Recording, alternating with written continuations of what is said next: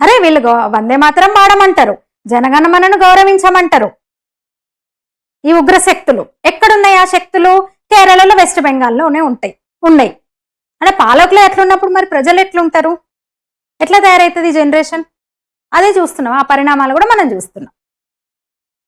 త్వం హి దుర్గా దశ ప్రహరణ ధారిణీం కమలా కమలదళ విహారిణీం వాణీ విద్యాదాయినీం నమామి త్వాం నమామి కమలాం అమలాం అతులాం మాతరం సుజలాం సుఫలాం మాతరం వందే మాతరం.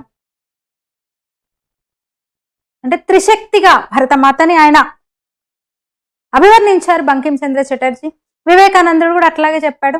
3 దేవతల సంగతి తర్వాత భరతమాతే మనకు అన్ని, భరతమాతను మనం గౌరవించాలి, పూజించాలి అన్నాడు. వచ్చా వందే మాతరం పూర్తిగా? నేర్చుకోండి, పిల్లలకు కూడా నేర్పించండి. అట్లా వీళ్ళకి భరతమాత అంటే లెక్కలేదు. అసలు భరతమాత చిత్రపటం మీద అభ్యంతరం చెప్పారంటే ఏమనుకోవాలి అసలు వీళ్ళని? మంత్రులు, స్వయంగా మంత్రులు, కేరళ మినిస్టర్స్, అంత మంట ఏందో చూడండి వాళ్ళకి. ప్రతిదీ రాజకీయమే. భరతమాతను ఆర్ఎస్ఎస్తో ముడిపెట్టడం ఏంటి? హిందుత్వాన్ని బీజేపీతో ముడిపెట్టడం ఏంటి? దేశమాతను గౌరవించే విషయంలో రాజకీయం ఏంటి?